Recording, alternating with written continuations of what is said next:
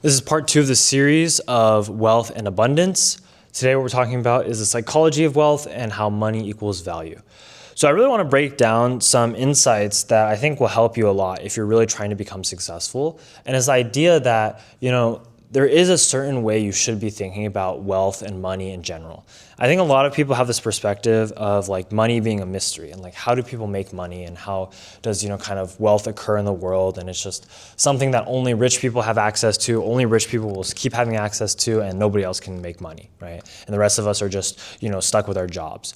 Well, I really want to just broaden out for a minute and look at like things from a very broad like societal level of what is money, why do we have it, etc. And I know it may not seem super relevant, but it's actually going to be very helpful for thinking about new opportunities, because if you can have this kind of framework for thinking, you can start to see where potential opportunities can exist, right? So really, I'm sure you all know money is a store of value, but what does that mean? It means that when we give someone money for something, that means they're going to perform some sort of valuable service. They either have, a skill set that's necessary, or they have access to some sort of information that's necessary, or they're willing to do something for that money, right? That is of need, right? So for example, you think about a lot of things. You think about like Uber, Lyft, like ride sharing apps. You're providing money, and the service they're providing you is they'll drive you around. You think about restaurants. You provide money, they're taking care of all the cooking for you. They're like also making tasty food that you want, and they're not like you don't have to clean dishes or anything. And they're also providing convenience. You can kind of go anywhere and just like eat. So that's why it costs certain things. And there's some situations, right, where it doesn't seem like money and value are equated, but I can kind of explain some of those here too. But money and value is not just like actual hardcore value. So the two examples I talked about, like, kind of people driving you around and cooking, those are more hardcore value, right? But there's also perceived value. So why are designer clothes so expensive? Why are like Gucci, Louis Vuitton, why are those so expensive? Well, you might be like, oh, it's like they use really good quality materials. No, it's not really that, because people have taken apart the clothes and evaluated how much the quality of the material would sell for, and it's nowhere near the price, right? So then you're like, wait, Ryan, isn't this like a break in your equation then if the money isn't like connected to value? Because then how else could like a designer handbag be worth so much? Well, this is where it gets a little abstract. The value in that designer handbag, in that Gucci purse, and whatever, is actually coming from the status of the brand symbol that's on there. So the brand logo on that bag is actually worth a lot of money. And that is where the money is represented in the value. So the quality of the actual item may not be worth that much, but it's like the perceived status that if you carry around that kind of expensive bag that people see you with, you're buying that status too. Same thing with any luxury something, right? Luxury services, a lot of times are extremely unnecessary, right? Like for example, room service or like those kind of things. It's just these small little like inconveniences. And then you have to think about it in this case, right? So somebody who has a lot of money is more willing to spend some money to get a minor problem of theirs taken care of, right? Versus somebody who doesn't have any money, right? There's a trade-off. And here's really where the most key insight comes. Is the trade-off really between the class of rich and poor people is really with money and time. So wealthy people, because they have more money, they will spend money to save time. Poor people, because they don't have money, they will spend time to save money. You can see this in a lot of different situations. Of course, one of the biggest ones is like, if somebody has a private driver or something, right, that's going to cost a lot of money. And they're doing that because they don't want to drive and they want to save time, or maybe they have certain things arranged for them. Or for example, they may eat out a lot because they don't want to cook and they want to save time in that sense. Although that's like a very, depends on where they go out to eat. Versus a poor person, maybe if they don't want to take, let's say, a taxi or Uber, they'll walk. They'll walk like a couple miles to their next destination because they want to save that $15. And instead, they're willing to, sacrifice their 3 hours or 2 hours, however long it takes to walk there, and trade that for the time. But somebody who is truly wealthy and has the money would instead spend the money because they realize their time is more valuable. And this is really where the next insight comes in. In order to tap into this, you have to understand that you have to start valuing your time more. Of course, this is a very difficult thing to do in the beginning because you may be working a minimum wage job, you may be like just doing something just to make a couple bucks, and it's very difficult. But how can you start to value your time more? Well, think about the most like successful people ever, right? Why are they so successful, and why would people pay them so much? It's because they have a certain set of skills that are difficult to come by, that they have honed through years and years of practice and expertise and just attempts. And that skill set that they have, and that mindset that they have, and that way of viewing the world that they have has caused their time to cost more than, let's say, like an average person. And so therefore, their time now has become very valuable. And what I would really recommend you do is try to associate a price tag with your own personal time. Let's say if just an hour on the weekend, right? How much would an hour of just like free time on the weekend cost you? And you want to think about that because then you want to start trying to do activities that will increase your hourly wage. So for example, why do people who make hamburgers get paid less than people who, let's say, do accounting or something?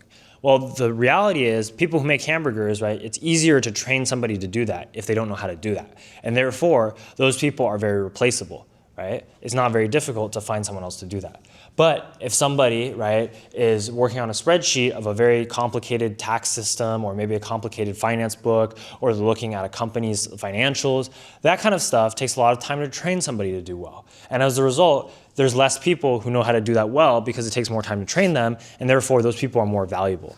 The other thing I would say that comes into this kind of equation is scarcity. Scarcity of people and just how rare something is, right? Like if you think about, for example, why is it that like a Stanford degree or a Harvard degree or a top school degree is so valuable? It's because of scarcity. It's because there's so few people that have it, and therefore it makes it special. Same thing with gold. Not everybody has gold. If everybody had gold, it wouldn't be worth anything. But it's because very few people have that it's worth something. Same thing with diamonds.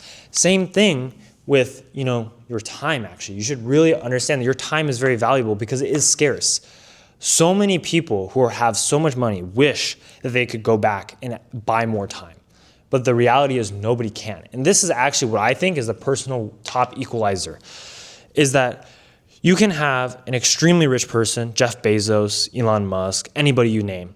They all have 24 hours in one day. They all have 365 days in 1 year. And they're all operating on the same time frame. But if you notice, what do they try to do? They try to squeeze as much as possible out of those 24 hours. They're either constantly working or constantly doing stuff, maybe just like going out, right? Also just experiencing the world. They're doing something to try to, they're not just rotting, right? So they're trying to experience as much as possible and squeeze as much as they can out of that time. So we need to start to realize if we want to become successful and reach that level of like potential wealth, we need to value our time more and figure out ways to make our time more valuable by learning certain skill sets. Like a good example is, if you're just, let's say, flipping hamburgers, you need to be like, as you're making that like, Big Mac or something, I don't know, you need to be thinking about, okay, how can I instead learn a different skill that will be more valuable? You're thinking about real estate. People selling real estate, it's more difficult to do. It's more complicated. Not everybody can do it. Therefore, it becomes more valuable, right? And especially if you're good, because you're good at something, you're proficient at something, right? We don't pay the random kid on the street to who can shoot a basketball. We don't pay him to go be in a stadium and in front of thousands of crowds, right?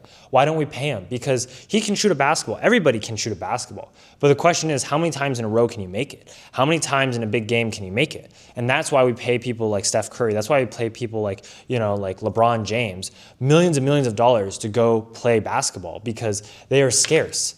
Their talent is rare. And so you need to start to focus on how can I make myself more rare and not like a commodity, not so common among people. Because if you're common among people, you're easily replaceable, which means that they're not going to pay you very much. They're only going to pay you however much it costs to train you, right? And so if it costs a lot to train you and replace you, that also means that you actually have more bargaining power in that situation. You can also negotiate your wage. Like for example, if a whole company depended on one person, that one person, wouldn't like the whole company, everybody treat them so nice? Because if they left, the company would be done for, right? But if you're in a role where you're just easily just like, let's say they could fire you and they could hire another person the next day. You don't matter. You really don't matter. And they don't care like if you're paid that well or not, because if you just leave, they'll find somebody else. So you need to get to a point where you are truly valued because of your skills and your skill set, and you also value your time. Because if you never value your time, you're going to keep wasting it by doom scrolling. You're going to keep wasting it by just doing very low yield activities, right? Things that are not actually going to make you mentally smarter, not going to improve your skill set. And you also want to think about another thing we'll get into is like economies of scale. So another way to think about this in the internet is like, how can you scale the kind of things here, right? Your time is very limited. And it's like, if you spend time doing one thing, how can you make sure that effect is felt throughout many, many people? So one way to do this, a lot of people are like writers, right? So they'll write a book, and let's say it takes, I don't know. Let's just imagine like it takes, let's say 300 hours to write a book, a really good book. And, it takes time for the book to gain traction and people to read it. But let's say they're selling the book for $10 and it took them like 300 hours to write that book. But for the rest of their life, that book's going to continue selling and they're not going to have to do anything for it, right? That book is going to continue selling even when they're sleeping. It's going to continue selling later on, right? And so that's an example where they have a fixed input, right? They put in a certain amount of work, and the reason why it works is because they have a skill, though. They have a skill that makes them different from other people. Their ability to write a good book is a scarce skill, right? And so they put in a certain amount of input, but it's defined, right? It's like, let's say like the 300 hours, right? They put in this 300 hours of input, but the amount of output they get just keeps going up and up and up over time. In the beginning, it's very slow, right? But we're saying the results just keep going up. Why?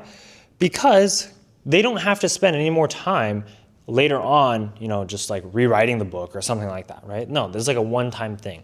And this is really what we call like a factor of scale, in that you can do something one time and that it can be enjoyed by many people and purchased by many people again and again and again and again. Like, for example, whoever designed a hamburger, right? That person designed it and then it could be repeated again and again and again.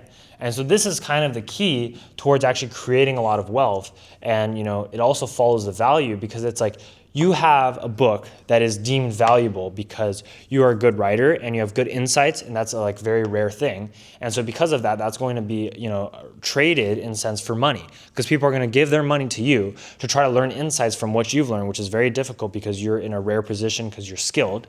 And that's going to repeat again and again and again and again, because there's a lot of people who think that's valuable. And as a result, this will lead to, you making a lot of money. But it's like, you can't just view the money as an external thing. You have to actually view it as, okay, money is a sign of value. So if you provide more value and you do it correctly over time, it will lead to, making more wealth and making more money, right? But a lot of people don't understand this, and that's why, you go and you don't really think about other opportunities to, let's say, create wealth. And creating wealth actually comes from a lot of giving back first. You actually have to give out a lot of value to other people and help other people. And this ties back to part one of the series, the abundance mindset. Because if you're in that abundance mindset, you're more willing to give out kind of value. Because think about it. Maybe this person gave away the first few books for free to get some feedback, or, to have it shared with friends. Like, that's something you have to just kind of do, right? And eventually it will take off. But could be a couple of years, right, before you become a bestseller. So this is a great example of just an overview of the psychology of wealth, and really, I think, a good way to think about if you're really trying to create wealth in your own mind, in your own way. And I think that, in today's world, the best example of this is actually social media, because you're able to reach so many people by doing something one time. Your input is fixed, but your output is uncapped. Of course, your output will not always go up like this, but the fact that it's uncapped means it always has the potential to. And that's a really favorable situation. If you have any questions, put them in the comments below. Otherwise, subscribe for more, and we're going to move on to the next part.